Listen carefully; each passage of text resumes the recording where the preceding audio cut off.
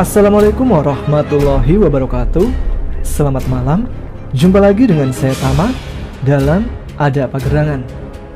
Bagaimana kabar kalian? Semoga selalu diberikan kesehatan dan juga rezeki yang cukup. Untuk menemani malam kalian kali ini, ada sebuah cerita mistis tentang seorang wanita yang ditemukan meninggal di suatu desa. Dan ternyata dalam kondisi hamil. Padahal wanita itu dalam keadaan tidak waras. Dia pun dikuburkan bersama anak yang ada dalam kandungannya. Bagaimana cerita lengkapnya? Langsung saja teman-teman Ada Apa Gerangan, ceritanya mulai dari sini.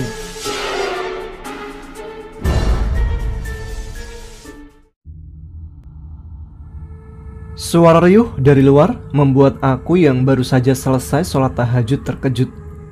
Terdengar kentongan dan riuh suara warga yang saling saut menyaut, membuat suasana tengah malam seperti pagi hari. Siapa itu?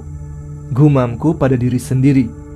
Bergegas aku segera keluar, tanpa melepas mukena yang aku gunakan. Allahu Akbar. Kakek yang terkejut melihatku menyembul dari balik pintu. Umi, kok pakai mukena malam-malam? Serunya yang terkejut sembari memegangi kacamatanya. Maaf Kong, soalnya penasaran sama suara riuh di depan, jawabku. Kakek berjalan duluan, membuka pintu utama untuk melihat keramaian di pos ronda yang kebetulan tidak jauh dari rumahku. Ternyata kakek juga mendengar dan penasaran dengan suara riuh di luar sana. Ketika pintu terbuka, hawa dingin yang dibawa oleh angin malam menusuk kulit. Ada hawa yang tidak biasa kala mendengar suara dedaunan dari pohon yang berdiri kokoh di sekitar rumah. Suaranya seperti mengisyaratkan tangisan seseorang. Ada apa ini, Tul? Tanya kakek kepada Mbak Mintul. Surtini Kong, Surtini meninggal, jawabnya dengan nada gemetar. Innalillahi wa inna ilaihi roji'un, jawab kakek dan aku secara bersamaan. Yang menjadi masalah itu, ternyata Surtini hamil Kong. Dia ditemukan dalam keadaan mengerikan di rumahnya. Timpalnya lagi. Hamil? Mbak Surtini hamil? Bagaimana bisa? Mbak Surtini adalah wanita yang setengah tidak waras. Ia juga hidup dengan bergantung dari bantuan warga. Dan yang paling penting, dia belum bersuami. Lalu bagaimana mungkin bisa hamil? Aku dan kakek yang setiap hari memberinya makan, tetapi kami sama sekali tidak melihat adanya tanda-tanda kehamilan. Lagi pula, dia itu tidak waras. Siapa sih yang sampai tega melakukan itu? Bagaimana bisa hamil? Hamil berapa bulan? Seru kakek tidak percaya. Nggak tahu Kong, sebaiknya Kakong cek aja sendiri. Tadi Rini yang lihat lalu manggil warga, tapi kami semua nggak ada yang berani mendekat sebelum manggil Pak RT. Sebaiknya Kakong lihat sendiri aja, jawab Mbak Mintul lagi. Karena rasa khawatir dan penasaran, kakek akhirnya beranjak juga. Badan cekingnya yang berjalan dengan langkah yang dibuat tergesa-gesa membuat aku justru mengkhawatirkannya. Pelan-pelan Kong, seruku dari arah belakang. Kakong sudah menyayangi Mbak Surtini seperti cucu sendiri, sama sepertiku. Meski setelah gagal menikah, ia mengalami gangguan jiwa. Tetapi hal itu tidak lantas membuat Kakung menjauhinya. Aku dan Kakung adalah salah satu warga yang selalu menolong Mbak Surtini. Semasa hidup, orang tuanya adalah orang yang sangat baik. Hal itu yang membuat warga membalas kebaikan orang tuanya kepada Mbak Surtini. Di sepanjang perjalanan, suara burung hantu yang saling saut menyaut dari atas pepohonan yang tumbuh di sepanjang jalan ini. Bulu kuduku mulai meremang. Suara burung hantu itu seolah menyambut sesuatu yang membuat mereka kesenangan. Setelah tiba di rumah Mbak Surtini yang hanya berdinding anyaman bambu dengan pintu reot yang sudah hampir lepas, kami segera masuk. Kebetulan ada beberapa orang yang tengah berjaga di sana. Di mana Surtini? Tanya kakek cemas.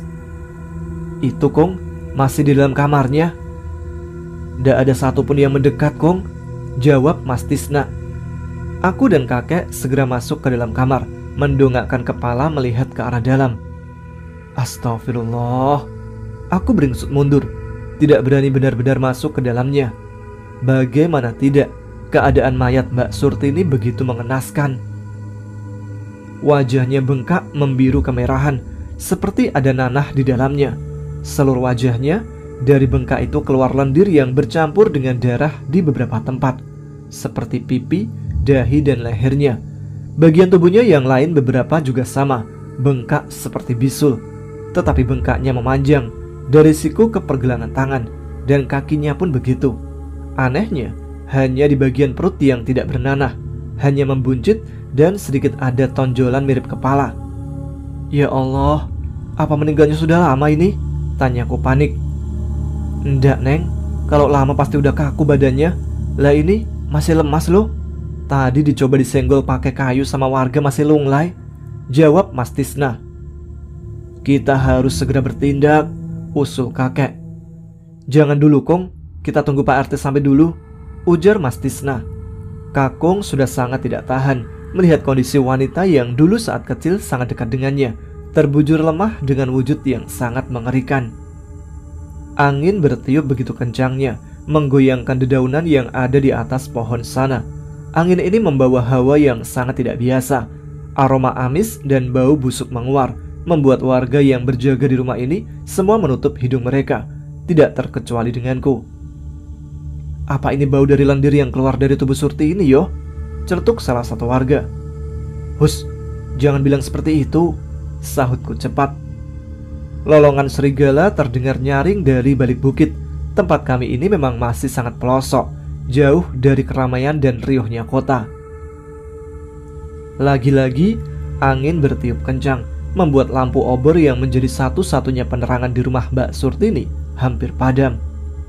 Aku mengeratkan tubuh ke arah kakek, sebab merasa ada sesuatu yang sepertinya berdiri di belakangku. Kamu kenapa, Umi? Tanya kakek yang sadar akan tingkahku. Tidak, kek, tidak ada apa-apa, jawabku gugup sekali. Tidak berselang lama, rombongan Pak RT dan warga akhirnya datang. Aku bernafas lega kala melihat itu. Di mana mayat Surtini? Tanya Pak RT setelah tiba di dalam rumah. Itu di dalam, Pak, sahut Mas Tisna. Pak RT segera masuk ke dalam. Astagfirullah. Ia mengelus dada, terkejut dengan kondisi mayat Mbak Surtini. Ini kok bisa begini sih? Tanya Pak RT. Kami tidak tahu, Pak.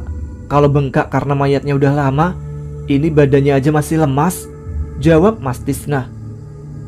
Kalau begitu, sekarang ini bagaimana? Tanya kakek yang sudah sangat tidak tahan melihat Mbak Surtini. Kami semua terdiam beberapa saat, bingung harus bagaimana. Warga juga takut menyentuh jasad yang terus mengeluarkan lendir, nanah, serta darah itu. Begini saja, kita panggil bidan Dini, suruh dia mengecek apa benar Surtini ini hamil. Kalau iya, kita serahkan masalah ini kepada Pak Ustadz, sebab tidak elok kalau wanita meninggal dalam keadaan hamil, ujar Pak RT setelah beberapa saat. Semua warga mengangguk setuju, lalu mulai bergerak karena hari memang sudah semakin malam. Aku hanya bisa duduk termenung di pojokan ruang tamu, melihat ke seluruh sudut ruangan. Selama ini, aku jarang kemari, mungkin hanya datang ketika memberi makanan saja, tapi itu pun tidak ke rumah ini, melainkan di pos ronda yang memang menjadi tempat langganannya. Sedih bila melihat kondisi rumah Mbak Surtini, kumuh dan lapuk. Mata ini menangkap sesuatu yang membuat mataku menyipit. Sesuatu itu seperti puntung rokok. Siapa yang merokok di dalam rumah Mbak Surtini? Tidak mungkin bila ia sendiri. Belum sempat aku bertanya, bidan Dini yang dijemput warga akhirnya datang. Ia segera diminta untuk memeriksa jasad Mbak Surtini yang memang sudah sangat parah. Lendir yang bercampur dengan nanah dan darah itu sudah memenuhi kasur lantai lusuh yang menjadi alas tidurnya. Bidan Dini bahkan kebingungan untuk mencari tempat yang pas untuk memeriksa. Masuk Mi, temenin bidan Dini, kasihan sendirian, seru kakek yang membuatku membulatkan mata. Gak mau aku, Umi takut, jawabku singkat. Takut apa? Kalau kakung yang temenin gak enak, bisiknya lagi.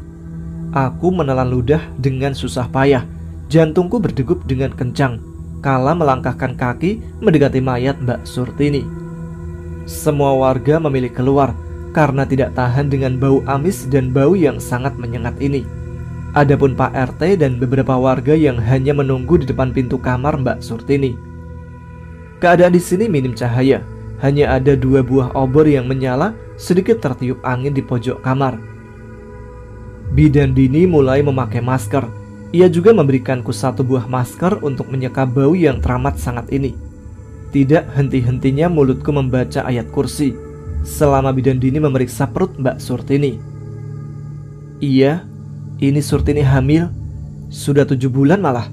Dan luka yang ditimbulkan ini kayaknya akibat siruman air keras, kayaknya air aki, ujar Bidan Dini setelah sekian menit memeriksa dalam diam.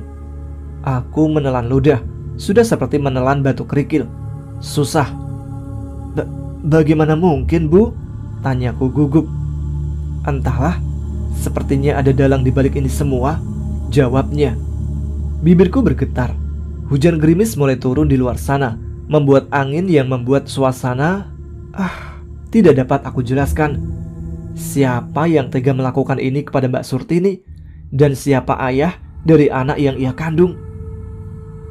Mataku membulat sempurna kala pikiran sedang sibuk memikirkan apa yang tengah Mbak Surtini alami. Tiba-tiba sebuah tangan dingin dan kasar menyentuh lenganku, membuat aku diam membisu dengan bibir yang terkatup rapat. Allah! Angin yang bertiup kencang membawa rintik hujan yang membuat suasana dini hari yang mencekam.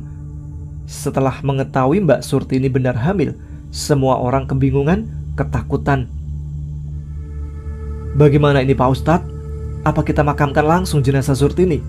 Mengingat keadaannya sangat mengerikan, ujar salah satu warga yang memang sudah menunggu keputusan dari tadi. Apakah bayi di dalam kandungan Surtini sudah meninggal? Kalau sudah kita bisa kuburkan. Kalau belum sepertinya kita butuh bantuan medis untuk mengeluarkan bayinya, jawab Pak Ustadz. Kami semua setuju. Sedangkan Bidan Dini juga sudah menunggu persetujuan sejak tadi. Ya sudah, saya periksa dulu. Karena seluruh badannya melepuh, jadi saya bingung mau periksa bagaimana. Karena telah mendapatkan persetujuan, saya baru berani bertindak, jawab Bidan Dini. Aku mengangguk. Memang kondisi Mbak Surtini parah sekali. Baunya juga lumayan menyengat. Aku bahkan sampai beberapa kali ingin muntah saat berada di dekatnya. Bidan Dini kembali masuk ke dalam kamar, tetapi ia tidak berani masuk sendiri kali ini. Ia memintaku untuk kembali menemaninya. Meski sejujurnya aku agak enggan mengingat sentuhan dingin di lenganku yang aku sangat yakin itu bukan khayalan. Ayo Umi, seru Bidan Dini yang membuat aku terbuyar dari lamunan. Iya, jawabku ragu-ragu. Meski sedikit merinding, akhirnya aku ikut juga. Bidan Dini mulai memeriksa perut Mbak Surtini menggunakan sapu tangan. Benjolan di sebelah kanan perutnya yang dicurigai adalah bayi. Bidan Dini mulai memeriksa bagian itu. Bersamaan dengan dipijitnya perut Mbak Surtini, bagian bawah perutnya mengeluarkan lendir dan darah yang menciptakan bau yang tidak dapat aku jelaskan, sampai pahit di indera penciuman. Hanya 2 kali saja Bidan Dini memijit perutnya, setelah itu dia berhenti.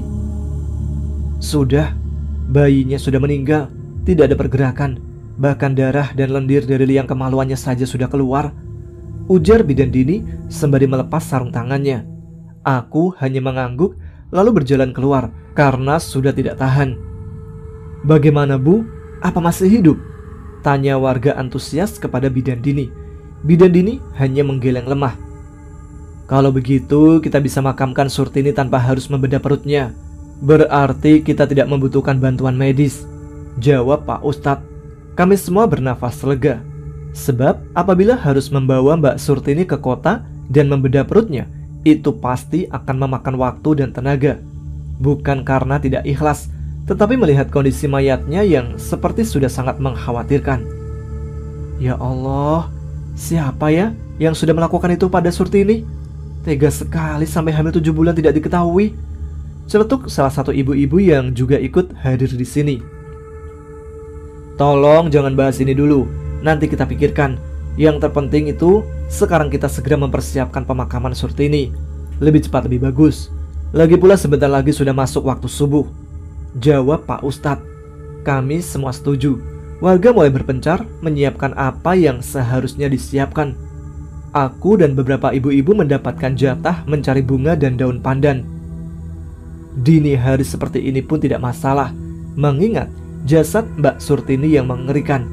Lebih baik jika dia segera dimakamkan, bukan karena takut, tetapi hanya kasihan jika terlalu lama di dunia. Tapi memang sedikit takut sih. Umi, kamu yakin mau ikut belusukan di belakang sana? Peceran lo di sana? Tanya Mak Hartati meyakinkanku. Aku segera mengangguk yakin. Daripada aku nanti disuruh ambil bunga di depan rumah Mbah Taji, mending aku masuk peceran. Ngomong-ngomong, kalau kalian tidak tahu peceran itu apa, jadi peceran itu adalah air comberan yang mengalir. Tapi kalau di tempatku alirannya masih di tanah. Jadi kalau dilewati ya becek-becek berlumut gimana gitu.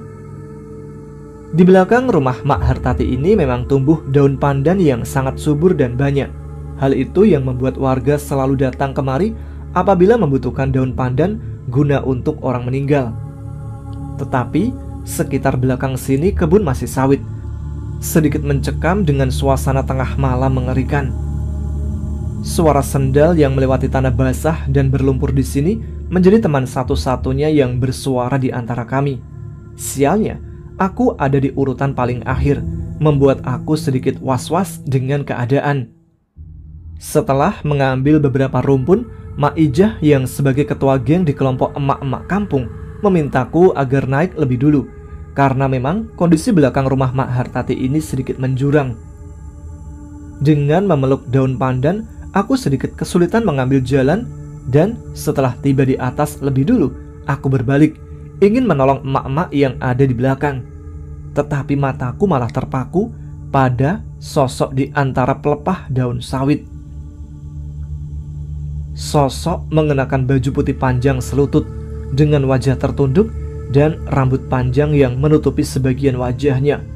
Kaki dan tangannya tampak sekali pucat sampai kebiruan, mengeluarkan lendir dan darah yang membuat kulitnya terkelupas. Daging di dalamnya langsung terlihat. Aku tidak tahu sosok itu siapa. Yang jelas mataku langsung tertutup. Sekuat tenaga aku segera membaca doa, ayat kursi dan surat pendek menjadi pilihanku. Umi, tolongin, seru Mak Ijah yang memang ada tepat di belakangku. Ia yang bertubuh lumayan gempal membuatnya sedikit kesulitan naik tebing. Aku membuka mata, lalu membantunya naik ke atas. Aku sama sekali tidak berani mendongak, apalagi melihat ke arah atas tempat sosok tadi berdiri di sana. Setelah semuanya naik, kami segera berjalan ke depan. Kini, bagian mengambil bunga di depan rumah Mak Taji. Dia adalah seorang nenek pemandi mayat di desa kami. Itu sebabnya menanam berbagai jenis kembang seperti kenanga, kantil, mawar, melati, dan kembang kertas untuk persediaan ketika ada yang meninggal. Aroma dari kembang-kembang yang menguar itu membawa hawa lain yang membuat bulu kuduk semuanya berdiri. Aku segera memetik satu persatu bunga ini dan memasukkannya ke dalam kresek besar. Nanti bunga ini juga akan dibuat untuk rangkaian di atas keranda. Aku sengaja memilih untuk ikut ibu-ibu ini, sebab tidak ingin ikut ibu-ibu lain yang di rumah bagian mengurus mayat. Setelah dirasa cukup, akhirnya semuanya kembali ke rumah Mbak Surtini. Selama proses pengurusan jenazah berlangsung, aku sama sekali tidak ingin mendekat, tidak ingin melihat, takut nanti terbayang-bayang dan terbawa mimpi. Umi, ayo masuk. Jangan di luar seperti itu, bantu urus jenazah, ujar Mbak Rita yang membuatku kaget. Iya Mbak, nanti aku nyusul, jawabku gugup. Setelah Mbak Rita pergi, aku kembali terduduk, ragu rasanya kalau masuk. Tetapi tidak enak juga sih kalau tidak nimbrung. Setelah memilih keputusan, akhirnya aku masuk juga. Jika kakek tidak mendapati aku di antara ibu-ibu, pasti akan marah. Padahal aku masih perawan, gaulnya sama ibu-ibu. Baru saja kakek ini melangkah 2 langkah masuk ke dalam rumah, suara riuh dari dalam membuatku terhenti. Ternyata lendir dan darahnya tidak mau berhenti mengalir dari berbagai arah. Dan setelah diteliti, Bagian kuku sebelah kanan hilang semua. "Bagaimana ini?" tanya Mbak Mintul kepada Pak Ustadz dan Pak RT yang kebetulan duduk di ruang tamu. Jantungku rasanya ingin lepas dari tempatnya, tidak ingin berhenti. Lalu, bagaimana cara memakamkannya? Seingatku, nenek sebelum meninggal pernah bilang, jika manusia meninggal dalam keadaan tidak bersih dan ada salah satu anggota tubuh yang tidak dikuburkan bersama, maka dia akan gentayangan. "Lalu, ini bagaimana?" tanyaku yang juga ikut panik. "Mau bagaimana lagi? Kita harus tetap memakamkan," jawab Pak Ustadz lirih. "Iya, kalau panggil polisi, nanti desa kita jadi sasaran wartawan. Belum lagi pasti jasad Surtini akan semakin lama di dunia. Kasian," jawab Mbak Mintul dengan derai air mata. Semua orang terdiam, terbawa oleh keadaan yang mulai membingungkan. "Sudahlah, kita makamkan saja. Mau bagaimana lagi? Kita tidak bisa berbuat apa-apa," ujar kakek yang memecah keheningan. Semua orang mengangguk setuju. Biar bagaimanapun, kepulangan jasad Mbak Surtini ke bumi itu lebih cepat lebih baik. Semua orang kembali bertugas untuk segera memakamkan Mbak Surtini dini hari ini. Tadinya ingin menunggu sampai matahari terbit, tapi rasanya sudah sangat tidak mungkin. Warga sudah tidak tahan dengan aroma busuk yang terus menguar kemana-mana. Setelah semua persiapan pemakaman selesai, kini tiba waktunya jasad Mbak Surtini akan dibawa ke peristirahatan terakhirnya. Sekitar 6 orang yang bertugas membawa keranda, tapi tampaknya orang 6 saja masih kurang. Tampak dari keranda yang sama sekali tidak bisa terangkat. Padahal tubuh Mbak Surtini itu sangat kecil. Astagfirullah, ya Allah, ampunilah segala dosa yang telah diperbuat oleh Surtini semasa hidupnya. Tolong limpahi dia dengan rahmat-Mu ya Allah, ujar Pak Ustadz sembari memegangi ujung keranda. Yang mengangkat ditambah 2 orang lagi, sembari terus melafalkan kalimat tauhid selama mengangkat keranda. Setelah ditambah 2 orang, akhirnya keranda naik juga. Tetapi mereka masih tampak keberatan. Terlihat dari wajah mereka yang memerah karena menahan beban yang ada di atasnya. Karena masih kelihatan berat, akhirnya yang menggotong keranda ditambah 2 orang lagi. Agak kesempitan dan langkah mereka agak kesusahan, tapi itu sedikit meringankan beban para pengantar jenazah. Setelah menghantarkan jenazah, aku memilih untuk pulang saja. Mi, kamu tidak mandi dulu?" tanya Mbak Mintul yang memang tidak ikut ke pemakaman. "Kalau ada teman mandi Mbak, kalau enggak besok aja lah," jawabku. Lokasi pemandian kami adalah sungai. Setiap hari mencuci dan mengambil air bersih dari sana juga. Hanya warga yang berada saja yang punya sumur pribadi. Sedangkan masyarakat kecil seperti kami hanya mengandalkan sungai untuk melakukan aktivitas sehari-hari. Lagi pula letak sungai tidak jauh dari rumah. "Ya sudah, tak temani ayo. Gak enak kalau gak mandi, takutnya kena sawan," ucap Mbak Mintul yang langsung menarik tanganku. "Horor Mbak kalau cuma 2 orang. Mbak yakin?" tanyaku memastikan. "Yakin udah, yang lainnya mau mandi tunggu orang pulang dari makam," jawab Mbak Mintul cepat. Kami mulai menyusuri jalan. Meski masih gelap dan sepi, tetapi suara kokokan ayam jantan menemani perjalanan kami.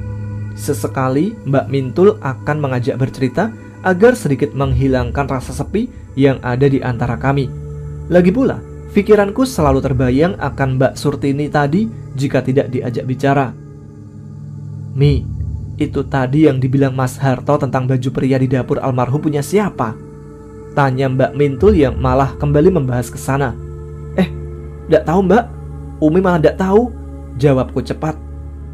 "Apa jangan-jangan ada seseorang di balik ini semua?" celetuk Mbak Mintul lagi. Orang ini nggak tahu apa kalau aku nahan rasa takut. Takut mengingat tentang Mbak Surtini. "Kamu kenapa Mi? Kok diem aja?" tanyanya lagi.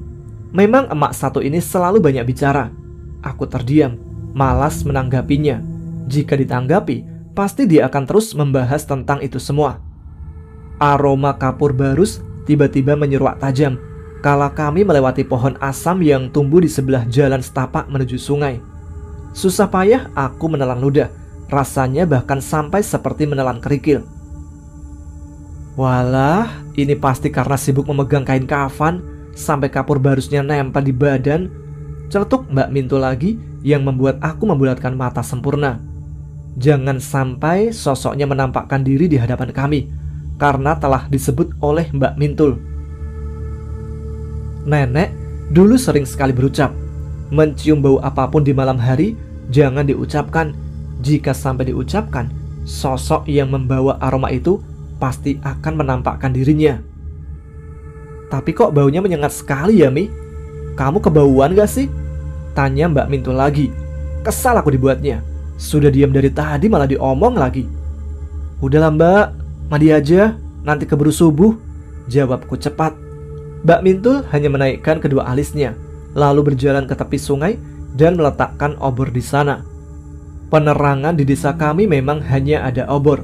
Pertama-tama, aku mulai mengambil air wudhu dulu, baru memakai basahan dan mulai menyiram tubuh. Dinginnya air sungai menyatu dengan dinginnya hawa dini hari. Rasanya sampai menusuk ke tulang-tulang terdalam-dalam tubuh ini. Sebisa mungkin aku mencoba untuk tenang di saat bulu kuduku seperti ada yang meniup. Padahal tidak ada angin di sekitar sini. Entah kenapa, aku merasa seperti ada yang tengah berdiri di belakangku. Mbak Mintul juga sibuk membersihkan diri tanpa menatap ke arahku. Sebisa mungkin, aku membuang perasaan yang terasa tidak enak, menetralkan tubuh dengan menarik nafas dalam dan membuang perlahan. Allahu Akbar! Seru Mbak Mintul yang menatap ke arahku dengan mata melotot dan mulut menganga. Aku rasa tidak menatap ke arahku, tetapi ke arah belakangku. Mbak Mintul lihat apa? Tanyaku penasaran. Sabun yang dia genggam terjatuh, lalu tangan itu berusaha terangkat menunjuk ke arahku.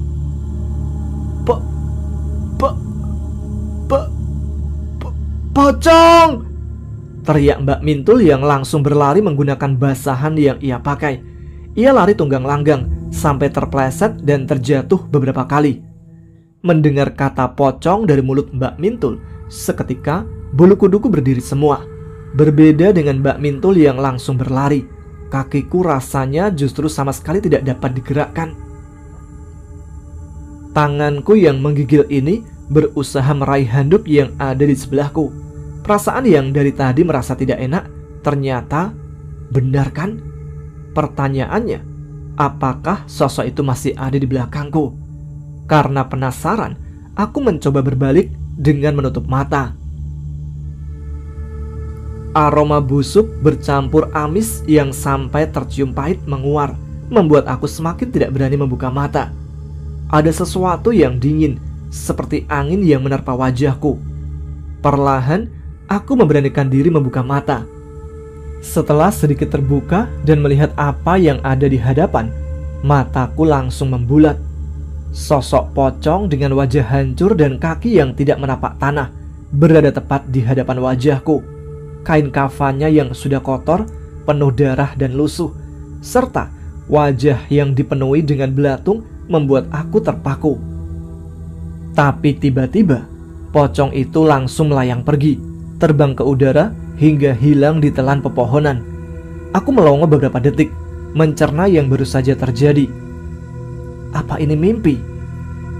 Tiba-tiba terdengar suara tertawa.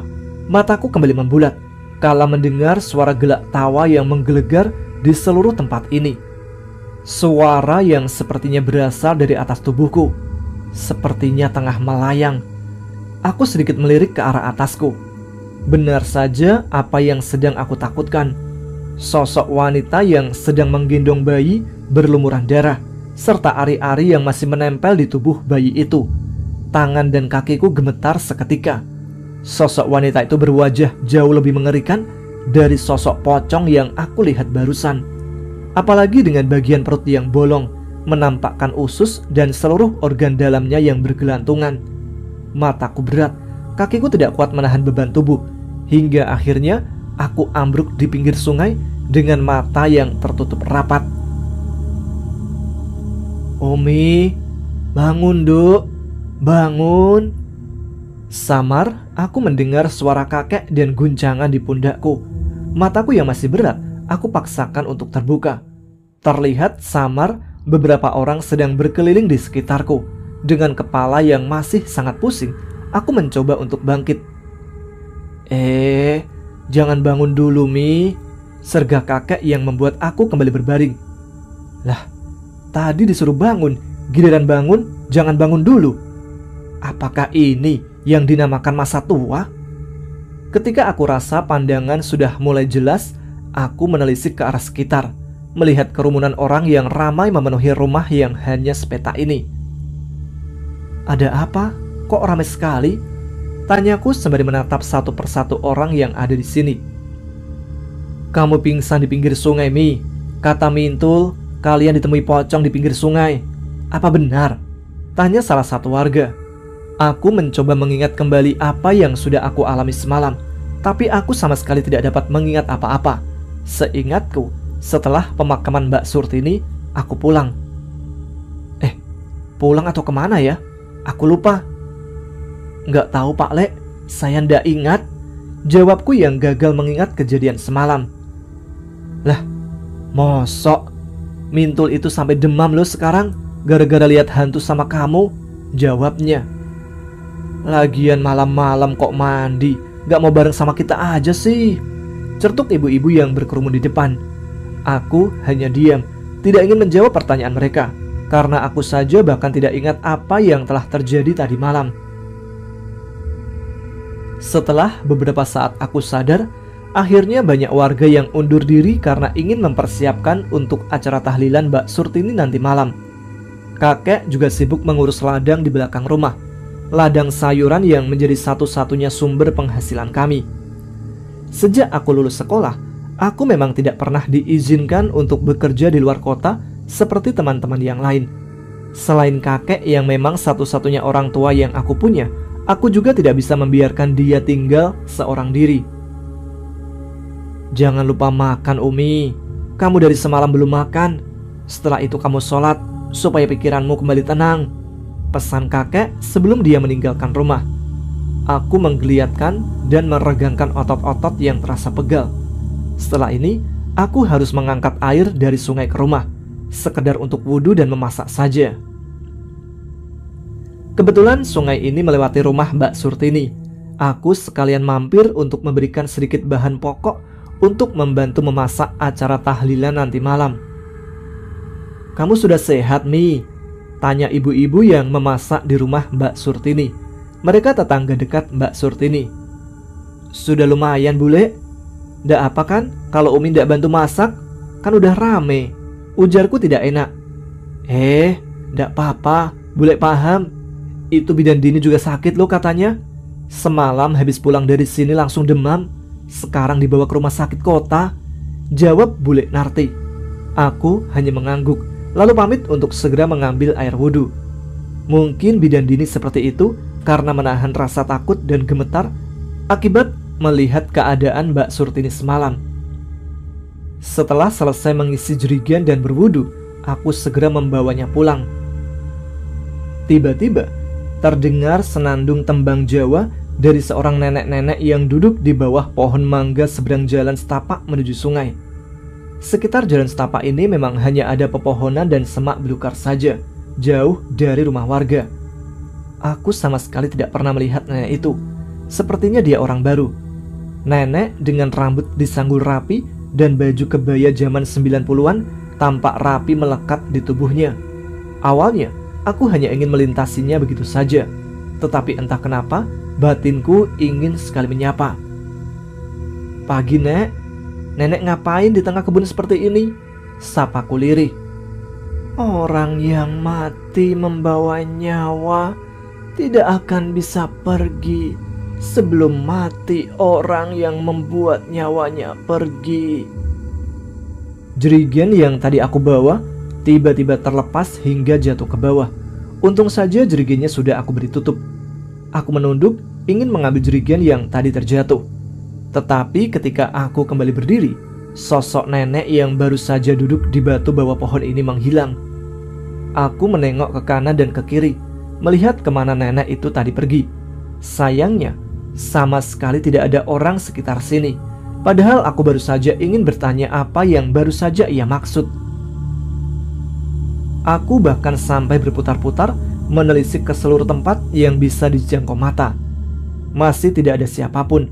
Bahkan tidak ada jejak kaki seseorang di jalan setapak yang sedikit becek karena hujan semalam. Ini aku yang mimpi atau nenek yang tadi itu demit? Gumamku pada diri sendiri. Tidak mau terlalu bingung, aku segera memilih untuk melanjutkan perjalanan. Rasanya justru semakin merinding bulu kuduk ini mengingat kejadian yang baru saja terjadi. Aku mengedipkan bahu bergidik, lalu segera meraih jerigen dan membawanya pulang. Suasana pagi yang dipenuhi dengan suara burung yang berkicau di sepanjang pepohonan yang ada di sekitar jalan.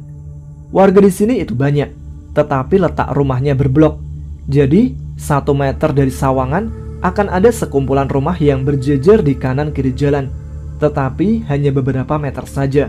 Setelah itu kembali daerah sepi dan penuh semak belukar. Setelah tiba di rumah, aku segera mengisikan air jerigen ke drum tampungan belakang rumah. Kong, sudah toh, ini sudah mulai terik. Kakung mending sarapan dulu, ujarku setelah selesai mengisi drum. Drum ini akan penuh jika aku mengisinya seharian bolak-balik ke sungai. Makanya tubuhku ini cebol dan kecil. Gimana mau sarapan, Bontet? Kamu saja ndak masak? Sahutnya sembari terus mencangkul tanah untuk ditanam sayuran kembali. Ya ampun, cucu baru aja pingsan semalam, pagi udah nggak sarapan. Ya ampun Kong, baru saja semalam aku pingsan, masa pagi nggak masak? Nanti kalau aku nggak ada, Kakung gimana? Sindirku yang langsung mendapat lemparan sendal tepat mengenai kepalaku. Dasar cah cebol, kalau kamu mati, Kakung ya masak sendiri. Ini kan kamu masih hidup. Lagi pula semalam itu Kakung panik karena ngelihat kamu pingsan, makanya sampai nggak mikir mau masak. Sergahnya dengan suara ditekankan. Aku hanya terkekeh, lalu melenggang masuk ke dapur. Untung saja persediaan sayuran masih ada. Ada kelapa setengah tua, tempe busuk, dan ikan teri. Rencananya aku akan membuat botok teri pedas kesukaan kakek. Hari sudah hampir tengah hari. Tidak terasa sudah 3 jam aku berkutat di dapur. Sekarang hanya tinggal membersihkan dapur dan makan bersama kakek. Kong, nasi sama sayurnya udah matang.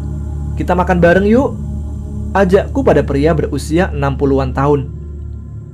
Lah, gak dari tadi, serunya yang langsung melempar cangkul ke belakang. Cangkul yang terlempar mengenai polybag cabai yang akan ditanam. Sekitar 10 polybag hancur karena itu. Rasa senangnya terhadap berita bahagia yang baru saja aku sampaikan seketika langsung menghilang. Waduh, lombokku! Teriaknya yang langsung berlari ke arah polybag cabai yang dia hancurkan sendiri. Walah, drama sarapan telat. Pekiknya yang seolah menyindir. Aku tertawa lepas melihat tingkah kocak kakek yang memang selalu berhasil membuatku tertawa. Tetapi itu tidak berlangsung lama. Ketika ada sesuatu yang dingin melingkar di pergelangan kakiku. Saat itu juga tawaku yang menggelegar terhenti. Kong, tangannya siapa di kakiku? Ujarku dengan bibir gemetar. Kakek yang mendengar ucapanku seketika mendongak menatapku, melepaskan polybag cabai yang sedari tadi ia sayang-sayang. Tangan apa? Bekicot itu, jawab kakek sembari berjalan ke arahku. Mendengar kata bekicot, aku langsung menunduk. Iya, benar. Ada 2 bekicot yang merambat ke kakiku. Tetapi kali ini rasanya berbeda. Tidak seperti tadi. Padahal tadi aku yakin kalau yang melingkar itu memang tangan. Apa aku halu ya? Ah, sudahlah. Matahari sudah mulai condong ke barat. Sinarnya tidak lagi terasa panas seperti beberapa jam yang lalu. Setelah menyelesaikan tanam-menanam, kakek akan segera pergi ke rumah Mbak Surtini, membuat tenda untuk acara tahlilan nanti malam. Tidak mungkin juga rumah Mbak Surtini muat diduduki seluruh warga desa. Assalamualaikum Umi. Aku yang sedang menyapu dapur terhenti kala mendengar suara seorang wanita dari luar. Suara yang terdengar tidak asing dan tampaknya sedang menangis. Aku segera meletakkan gagang sapu di dekat meja, lalu melenggang berjalan keluar.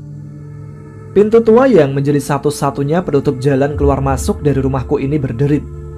Tampak seorang wanita memakai baju dress panjang selutut dengan rambut lurus sepinggang, lengkap dengan poni yang sejajar dengan alis. Sri, kamu? Sri, wanita yang 2 tahun lalu pergi ke kota, menempuh pendidikan, dan salah satu teman terbaikku datang. Ia langsung memelukku dengan uraian air mata yang membasahi seluruh tubuhku dan tubuhnya. Ada apa, Sri? Kok kamu nangis? Tanyaku panik. Aku ndak tahu, Mi. Selama 2 hari terakhir ini, aku melihat sesuatu yang gak beres. Aku melihat banyak orang menangis di rumahmu. Dan aku juga melihat kalau Mbak Surtini juga menangis, tetapi dengan senyuman di bibirnya. Jelas Sri dengan air mata yang tidak kunjung berhenti. Sri adalah anak indigo, setauku. Dia sering sekali melihat sesuatu yang orang biasa tidak bisa lihat. Bahkan kadang dia juga bisa melihat sesuatu yang akan terjadi di kemudian hari. Tidak selalu sih, penglihatan itu muncul hanya di waktu-waktu tertentu. Maksudmu apa? Tanyaku kebingungan. Aku mau bertanya sama Mbak Surtini, Mi. Apa yang dia maksud dalam mimpi tadi malam? Itu benar-benar membuat aku gak tenang, ujar Sri. Mbak Surtini udah meninggal malam tadi, Sri. Dan ternyata dia itu lagi hamil 7 bulan, jawabku lirih. Mendengar jawabanku, Sri seketika terduduk di tanah. Astagfirullahaladzim. Jadi semalam itu cuma pertanda. Ya Allah, apa maksud semua ini? Memangnya apa sih, Sri? Apa yang dikatakan Mbak Surtini? Tanyaku semakin penasaran. Aku duduk di tanah menemani Sri yang menangis. Kata Mbak Surtini, tadi malam Sri menceritakan kalau semalam Mbak Surtini hadir di dalam mimpinya. Mimpi yang terlihat sangat nyata. Di depan rumahnya, Mbak Surtini mengatakan bahwa dia akan menuntut balas atas apa yang sudah ia alami. Dia juga akan mengutuk desa ini. Selama pelaku sebenarnya tidak ditemukan, maka dia tidak akan mau pergi. Justru dia akan mengajak teman-temannya untuk meneror desa agar keadilan berpihak kepadanya. Yang dimaksud teman-teman itu siapa, Sri? Tanyaku dengan alis bertaut. Gak tahu, Mi. Tapi aku curiga kalau dia sudah meninggal. Jangan-jangan yang dia maksud teman-teman itu teman-teman hantunya, jawab Sri lirih. Teman sesama hantu? Maksudnya Mbak Surtini akan bawa teman sesama hantunya untuk meneror desa ini? Sri, sejujurnya aku juga sudah ditemui dengan hantu Mbak Surtini malam tadi, Sri. Tepat waktu dia dimakamkan, dia mendatangi aku dengan wujud yang sangat mengerikan. Aku jadi takut, Sri. Aku merapatkan diri ke arah Sri. Nah, kamu mau nginep apa ndak?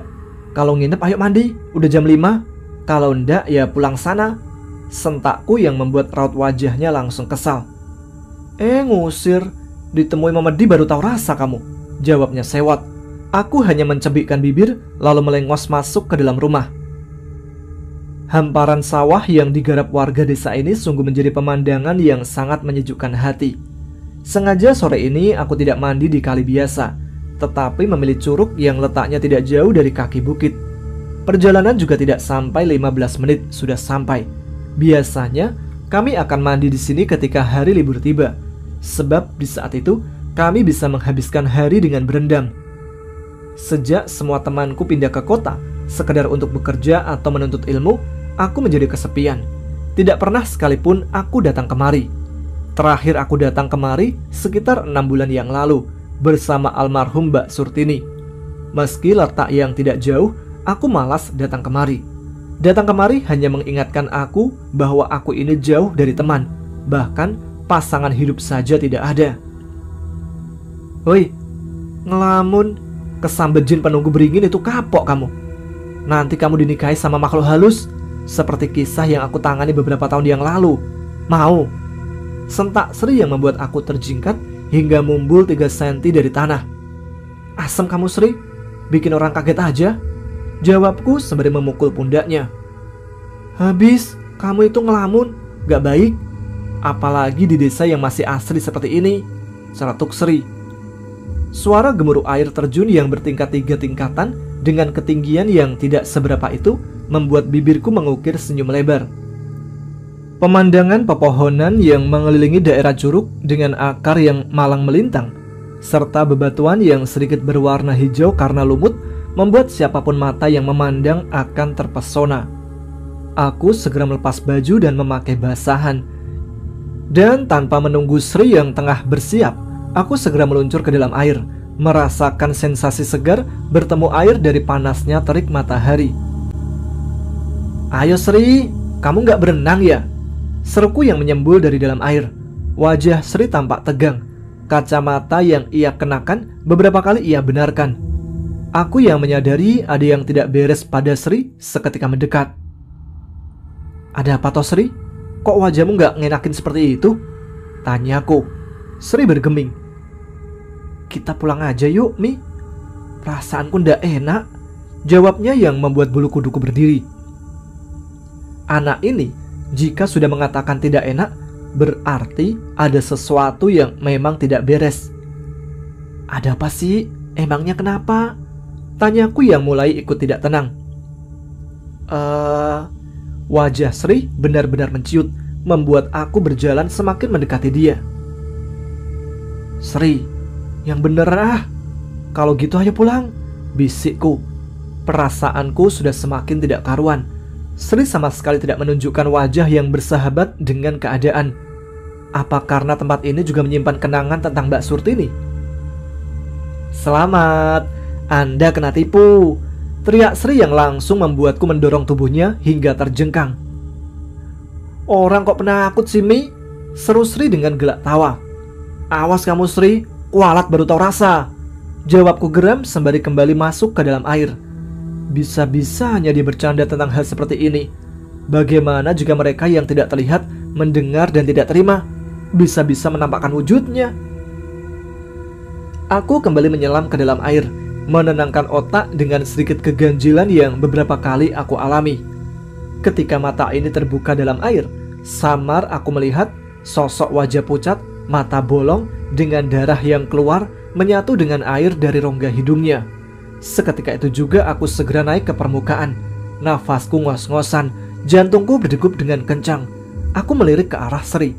Dia masih enteng sembari membasuh wajahnya. Aku yang ketakutan langsung berenang mendekati Sri. Tapi saat itu juga kakiku tidak dapat digerakkan. Sepertinya ada sesuatu yang mengganjal. Aku segera berbalik menatap ke arah benda yang tengah menghalangi gerakanku. Aku berteriak parau. Bagaimana tidak, sesosok makhluk mengerikan dengan wajah yang sama seperti yang aku jelaskan tadi. Tetapi kali ini, dengan rambut gimbal panjang dan tubuh telanjang memegangi dan menjilati kakiku. "Ada apa, Mi? Kok teriak-teriak?"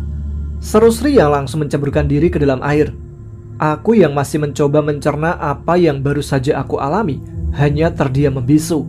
Sosok makhluk mengerikan tadi sudah tidak ada, tetapi jantung ini masih terus berdetak tidak karuan.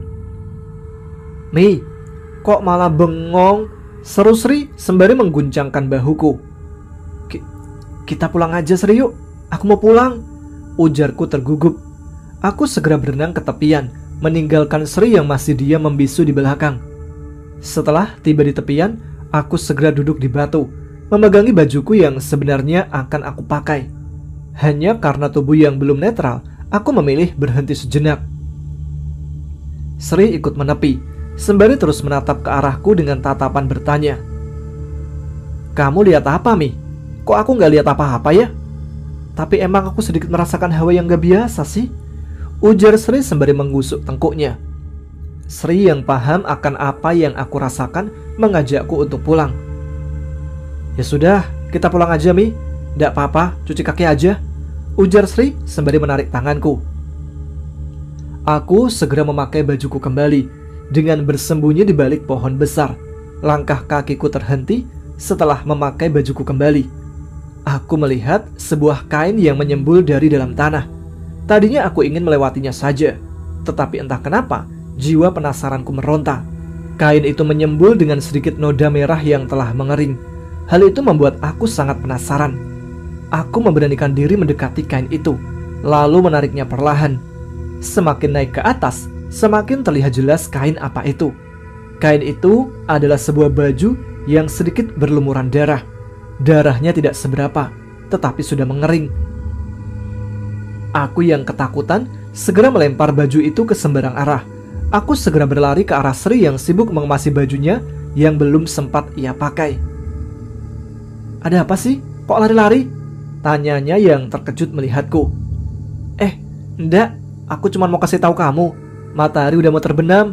Kayaknya kita pulang aja deh," seruku pada Sri yang justru kini terdiam. Aku menautkan alis bingung melihat Sri yang kini malah kelihatan sedikit tegang. "Kok sekarang kamu yang bengong sih, Sri?" tanyaku, dan tampaknya Sri meneguk ludahnya susah payah, lalu menatap ke bawah. Ada perasaan yang tidak enak kala melihat ekspresi wajah yang ditunjukkan Sri. "Nggak apa-apa, kita cepat pulang aja," jawab Sri dengan nada gemetar. Aku hanya menaikkan kedua alisku, merasa memang ada yang tidak beres. Air terjun yang menjadi satu-satunya wisata alam yang dibanggakan di desaku, kenapa menjadi seseram ini? Sri menarik tanganku menjauh dari tempat ini. Bersamaan dengan bergantinya langit biru yang dipenuhi awan hitam, matahari sudah sama sekali tidak nampak lagi di ujung barat sana. Apakah ini udah maghrib? Sri menarik tanganku untuk jalan lebih cepat, meninggalkan kawasan hutan dengan jalan setapak di sepanjang 20 meter dari jalan desa. Selama perjalanan, aku merasa ada banyak pasang mata yang tengah mengawasi kami. Tetapi aku mencoba untuk tidak menghiraukan apa yang tengah aku rasakan. Hingga tidak sengaja mata ini melihat seseorang anak kecil yang berdiri di bawah pohon Afrika besar nan rimbun. Anak itu memakai baju yang sedikit sobek dengan rambut cepak yang sedikit acak-acakan. Bukan itu yang menjadi hal yang saat ini menjadi perhatianku, tetapi kaki anak itu. Sebelah kakinya patah, menampakkan tulang bagian lutut dan betis yang terombang-ambing seperti akan lepas. Bagian betis ke bawah sudah tidak ada. Bagian kaki yang kelihatan tulangnya itu menampakkan daging yang seperti hancur di bagian pahanya. Mengerikan. "Ya Allah, kamu kenapa, Dek?" tanyaku pada sosok anak kecil yang diam membisu. Sri yang mendengar aku berucap seketika menoleh ke arahku. "Kamu kenapa sendiri di sini?" tanyaku pada anak kecil itu. Tetapi dia hanya diam membisu tanpa mengucapkan sepatah kata pun. Entah apa yang difikirkan oleh Sri. Dia justru menarik tanganku menjauh dari tempat ini. Mulut ingin sekali mempertanyakan kenapa dia tidak iba pada anak kecil ini, tetapi suara sulit sekali keluar. Hingga akhirnya kami benar-benar keluar dari hutan dan tiba di jalan desa. "Sri, kamu ndak kasihan sama anak kecil tadi tah?" protesku pada Sri setelah sekian lama tidak bisa bersuara. "Anak kecil gundulmu, demit itu Dul," sahutnya sembari mengetuk kepalaku. Mataku membulat kala mendengar jawabannya. Bayangin, kalau dipikir logika, emang ada manusia bisa bertahan hidup dengan luka mengerikan seperti itu? Kalaupun bertahan, apa ya nggak teriak minta tolong? Seru Sri yang membuat pikiranku terbuka. Benar apa yang ia katakan. Entah apa yang menguasai pikiranku hingga tidak bisa berpikir sampai ke sana. Kami berdua segera melanjutkan perjalanan. Sebelum pulang, kami menyempatkan diri mampir ke sungai. Karena tidak sempat mandi tadi ketika di Curug, cuci kaki di sungai saja tidak masalah. Setelah selesai, kami kini benar-benar pulang. Mataku menatap nanar ke arah pohon rambutan yang berdiri kokoh tidak jauh dari rumah almarhum Mbak Surtini. Sebelum dia mengalami gangguan jiwa, di sanalah tempat kami bertiga dulu sering bermain. Aku yang paling kecil di antara kami bertiga, biasanya menjadi bahan olokan setiap pertemuan. Tetapi setelah Mbak Surtini mengalami gangguan jiwa, semua berubah. Aku juga sudah tidak punya teman karena banyak temanku yang pindah karena melanjutkan pendidikan atau bekerja. Mbak Surtini yang gagal menikah dan kehilangan orang tua langsung mengalami mental buruk, hingga sekitar 1 atau 3 bulanan tidak bisa diajak berkomunikasi. Hanya aku dan kakek yang selalu menjadi supportnya. Ada juga Mbak Rini yang rumahnya sangat dekat dari dia, yang selalu memberikan dukungan. "Nih, jangan ngelamun, udah mau maghrib. Sebaiknya kita segera pulang, nanti kakongmu nyariin," ujar Sri kembali menepuk pundakku. Hari sudah mulai malam. Setelah selesai sholat maghrib, kakek segera pergi ke rumah almarhumah untuk mendoakan bersama warga yang lainnya. Aku hanya ditinggal di rumah berdua bersama Sri. Dia yang baru datang dari kota sudah terlelap ketika baru saja melakukan sholat maghrib. Aku memilih untuk membaca buku dan mendengarkan radio, sebab kalau televisi di sini belum ada listrik. Penerangan saja masih menggunakan obor dan juga lampu petromak. Terdengar suara pintu utama terbuka, membuat aku yang sedang mencoba memejamkan mata di kursi kamar dengan mendengar radio seketika mendongak. Aku memastikan yang membuka pintu adalah kakek, sebab hanya dia yang tahu bagaimana caranya membuka pintu dari luar. Bayangan seseorang melewati pintu kamarku yang hanya tertutup oleh korden membuatku memberanikan diri bertanya. "Sudah pulang, Kong?" tanyaku dari dalam kamar. Tapi hening, tidak ada jawaban. "Kalau bawa berkat, plastik sama bungkus nasinya langsung dibuang ya, Kong," seruku lagi. Hening, masih tidak ada jawaban. Apa kakekku terlalu lelah sampai tidak menjawab? Tetapi ini masih pukul 8. Biasanya kakek tidak akan pulang secepat ini. "Kong, kok gak ngejawab?" "Kenapa? Kamu takut aku ikut pulang ya?" Mataku membulat dengan tangan yang tiba-tiba bergetar hebat ketika mendengar suara perempuan yang sangat tidak asing bagiku. Suara itu adalah suara Mbak Surtini.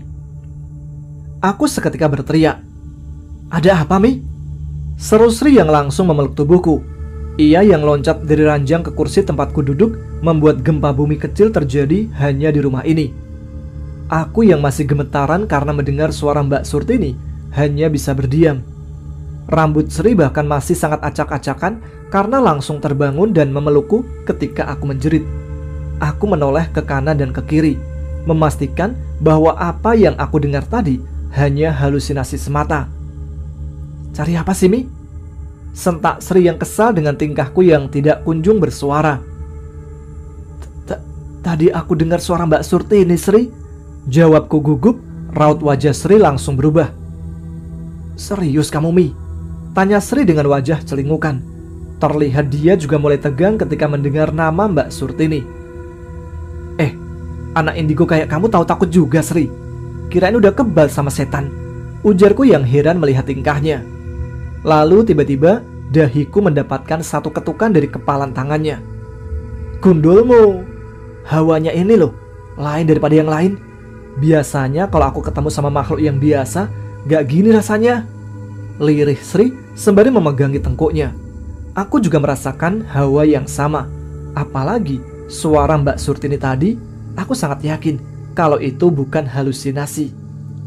Angin berhembus sepoi-sepoi di luar sana, menggerakkan dedaunan dan menciptakan kesan aneh menyapu kulit.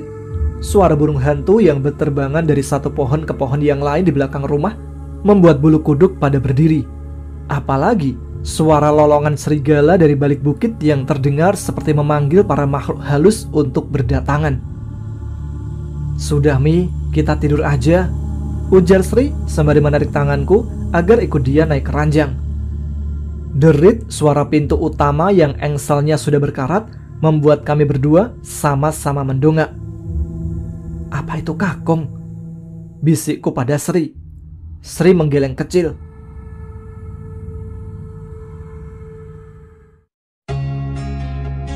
Oke, sekian dulu cerita ini. Besok kita sambung lagi. Durasi panjang pokoknya, biar cepat selesai dan gak penasaran. Terima kasih kepada teman-teman sekalian yang selalu menyimak episode Ada Apa Gerangan. Jangan lupa subscribe bagi yang belum, tuliskan komen, tunjukkan eksistensi kalian. Saya Tama pamit, tetap semangat, selamat malam, selamat beristirahat. Wassalamualaikum warahmatullahi wabarakatuh.